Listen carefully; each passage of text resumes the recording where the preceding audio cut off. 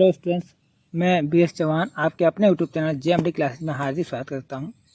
कैसे हो आप लोगों की तैयारी कैसी चल रही है। आशा करता हूं आप लोगों की तैयारी अच्छी चल रही होगी और आप अपनी पढ़ाई को नियमित रूप से जारी कर रहे होंगे। आज की क्लास कक्षा 12 के विद्यार्थियों के लिए, जिसमें हम सामान्य और साहित्यिक हिंदी के अंतर्गत जो गद्य खंड है, इसमें कन्हैया लाल मिश्र प्रभाकर के साहित्यिक परिचय का अध्ययन करेंगे। जो बच्चे जुड़े हुए हैं सेशन को शेयर कर दें, और जो बच्चे चैनल पर पहली बार विजिट कर रहे हैं वो चैनल को लाइक कर लें और पास में घंटी वाले बटन को जरूर दबा दें, ताकि आने वाली वीडियो की नोटिफिकेशन आप तक शीघ्र पहुंचाए।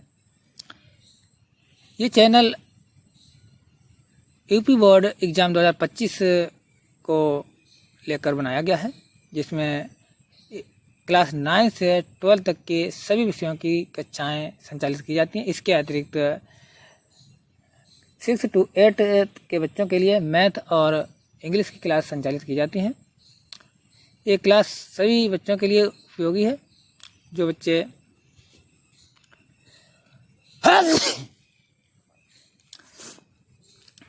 जुड़े हुए हैं सेशन को शेयर कर दें। इसके बाद शुरू करते हैं कन्हैया लाल मिश्र प्रभाकर का जीवन परिचय। परीक्षा में यहाँ से पूछा जाता है और ये इम्पोर्टेंट जीवन परिचय है। तो आइए शुरू करते हैं देर न करते हुए कन्हैया लाल मिश्र प्रभाकर का जीवन परिचय को लिखने से पहले बच्चों संक्षेप में जीवन परिचय लिखा जाता है, इसको हम फ्लो चार्ट कहते हैं।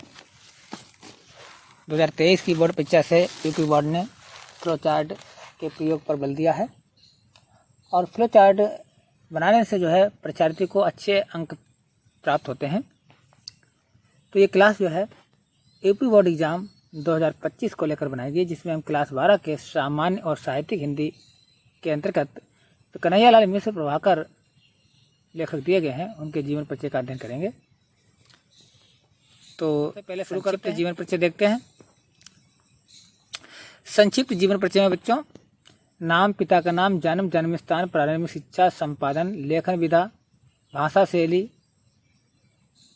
मृत्यु और भाषा शैली, रचना, मृत्यु और साहित्य में स्थान।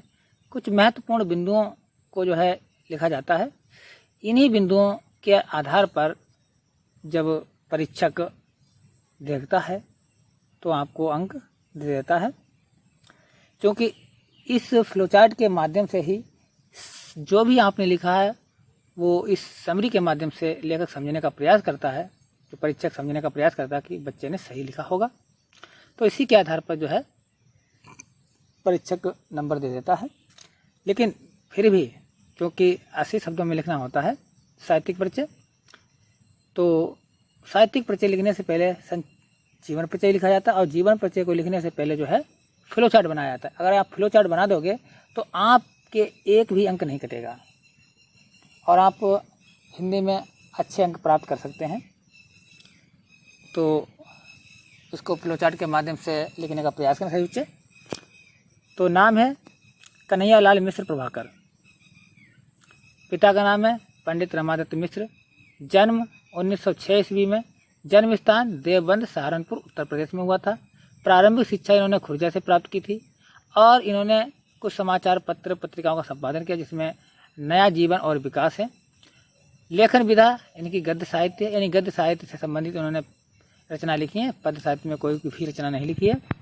इसके अलावा इन्होंने जो गद्य साहित्य में रचना लिखी है उसमें भाषा शैली का भी प्रयोग किया है। किस प्रकार की भाषा शैली का प्रयोग किया है? इसमें इन्होंने तत्सम प्रधान, शुद्ध और साहित्यिक खड़ी बोली का प्रयोग किया अपनी भाषाओं में, और इन अपनी भाषा को और किस तरह से व्यक्त किया है, विभिन्न शैलियों के माध्यम से व्यक्त किया है। इसमें इनकी प्रमुख रूप से शैलियाँ हैं। इसमें भावात्मक शैली, वर्णनात्मक शैली और नाटकीय शैली का प्रयोग जो है इन्होंने किया है। इन विभिन्न शैलियों के माध्यम से लेखक ने संपूर्ण तथ्य को समझाने का प्रयास किया है, और इसके साथ इसमें चित्रात्मक शैली का भी प्रयोग किया है। और कहीं कहीं पर इनके साहित्य में जो है व्यंग्यात्मक शैली के भी दर्शन होते हैं। और जो इनकी प्रमुख रचनाएं हैं, इनकी जो प्रमुख रचना है आकाश के तारे, धरती के फूल, माटी हो गई सोना, जिंदगी मुस्कुराई, ये इनकी कुछ प्रमुख रचना है। इसके अलावा इनकी और भी रचना है। इसमें दीप जले, शंख बजे, क्षण बोले कण मुस्काएं, बाजे पायलिया के घुंघरू, ये इनकी अन्य महत्वपूर्ण रचनाएं हैं। और इनकी मृत्यु जो है 1995 ईस्वी में हो गई थी। और साहित्य में स्थान, मौलिक प्रतिभा संपन्न गद्यकार के साथ साथ पत्रकारिता और रिपोर्टाज लेखन के क्षेत्र में अग्रणी पंक्ति में इनका स्थान है, यानी अग्रणी स्थान है। एक मौलिक प्रतिभा संपन्न गद्यकार थे। तो यह है इनका संक्षेप में जीवन परिचय, जिसको हम फ्लो चार्ट के माध्यम से प्रदर्शित करेंगे। और इसके बाद फ्लो चार्ट बनाने के बाद बच्चों संक्षेप में जीवन परिचय आपको लिखना है, ठीक है। और परीक्षा में जो प्रश्न आता है उसमें साहित्यिक परिचय पूछा जाता है, लेकिन साहित्यिक परिचय लिखने से पहले संक्षेप में जीवन परिचय लिखना आवश्यक होता है। बिना जीवन परिचय का साहित्यिक परिचय अपूर्ण रहता है, इसलिए आपको जीवन परिचय साहित्यिक परिचय लिखने से पहले संक्षेप में जीवन परिचय लिखना है। फ्लो चार्ट तो बनाना ही है, फ्लो चार्ट के साथ साथ जीवन परिचय भी संक्षेप में लिखना है। आइए पढ़ते हैं कन्हैयालाल मिश्र प्रभाकर का जीवन परिचय। कन्हैयालाल मिश्र प्रभाकर का जन्म सन 1906 ईस्वी में देवबंद सहारनपुर के एक साधारण ब्राह्मण परिवार में हुआ था। इनके पिता का नाम पंडित रमादत्त मिश्र था। वे कर्मकांडी ब्राह्मण थे। प्रभाकर जी की जो आरंभिक शिक्षा थी वो ठीक प्रकार से नहीं हो पाई, क्योंकि इनके घर की आर्थिक स्थिति ठीक नहीं थी, बहुत ही दयनीय थी, कमज़ोर थी।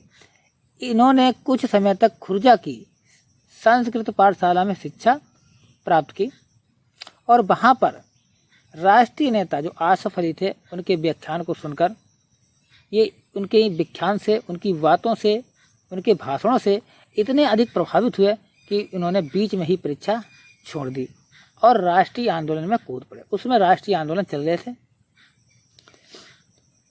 तो उस आंदोलन में कूद पड़े। भारत माता को आज़ाद कराने के लिए इन्होंने उस स्वतंत्रता आंदोलन में कूद पड़े और राष्ट्रीय तत्पश्चात यानी इसके पश्चात जो है इन्होंने अपना शेष जीवन राष्ट्र सेवा के लिए अर्पित कर दिया।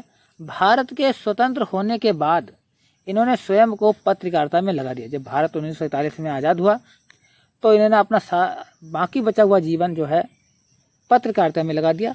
लेखन के अतिरिक्त अपने व्यक्तिगत स्नेह और संपर्क से भी इन्होंने हिंदी के अनेक नए लेखकों को प्रेरित किया। इन्होंने अन्य जो भी लेखक, नवीन लेखक हुए हैं, युवा लेखक हुए हैं, उनको प्रेरित किया और प्रोत्साहित किया। और 9 मई 1995 ईस्वी को इस महान साहित्यकार का निधन हो गया।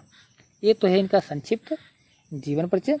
और भी आप इसको संक्षिप्त कर सकते हैं, कुछ महत्वपूर्ण बिंदुओं को ही लिख सकते हैं। इसके बाद जो मेन टॉपिक आता है जिसके हमें अंक मिलते हैं वो है साहित्यिक परिचय। आइए साहित्यिक परिचय को पढ़ते हैं।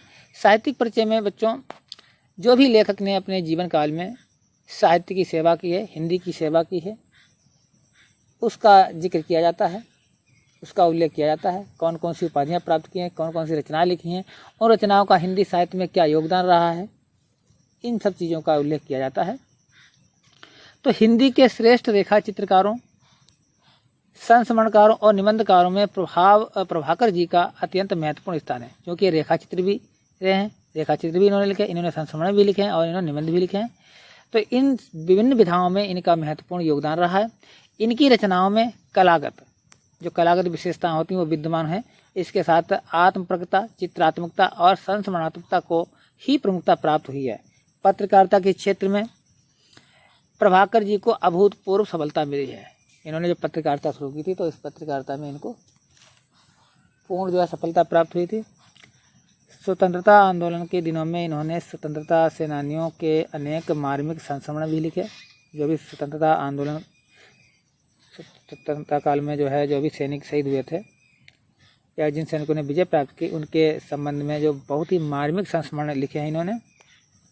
संस्मरण, रिपोर्टाज और पत्रकारिता के क्षेत्र में प्रभाकर जी की सेवाएं चिरस्मरणीय रहेंगी, सदैव याद की जाएंगी।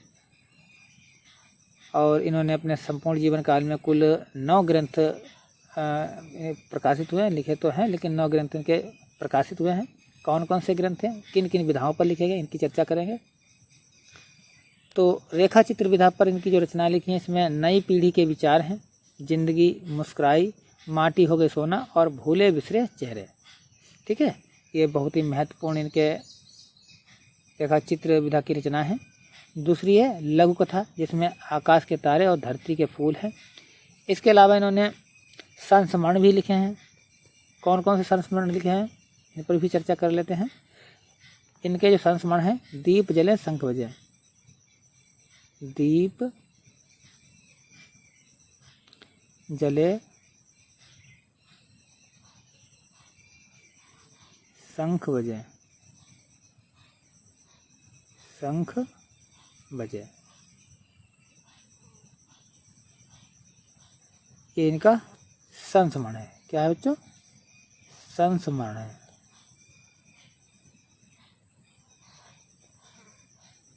संस्मरण विधा की ये रचना है। दीप जले शंख बजे बहुत इंपॉर्टेंट रचना है।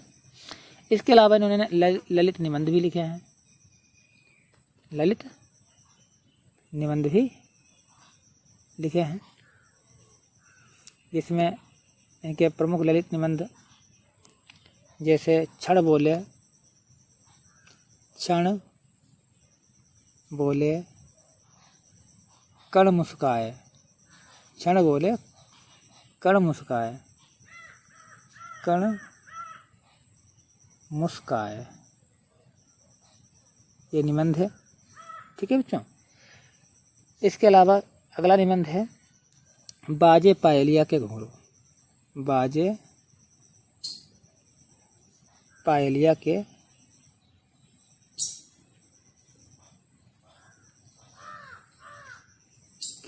घुंघरू।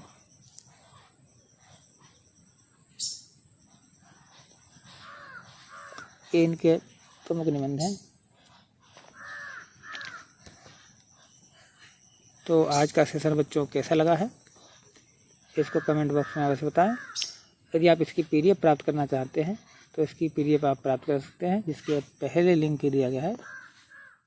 तो पीडीएफ प्राप्त करना चाहते हैं, डिस्क्रिप्शन में पहली लिंक दी गई है, वहाँ से आप पीडीएफ डाउनलोड कर सकते हैं।